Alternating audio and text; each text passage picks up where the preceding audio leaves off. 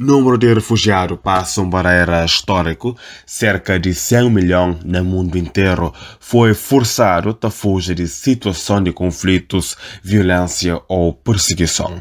Dados do Alto Comissariado das Nações Unidas para Refugiados mostram como a situação na Ucrânia contribui para aquele recorde, mas tem muito mais países na lista. Etiópia, Burkina Faso, Myanmar, Afeganistão, Nigéria, Colômbia, é só 7 exemplos que não tem. É daquela maneira ali que a humanidade chega dia 20 de junho, data que está celebrado o Dia Mundial de Refugiados. Aquele dia ali foi celebrado pela primeira vez na 2001, quando o mundo estava a comemorar 50 anos de convenção de 1951. Aquela convenção ali foi marcante para estabelecer direitos de requerentes de asilo depois da Segunda Guerra Mundial e para definir o que é um refugiado hoje em dia.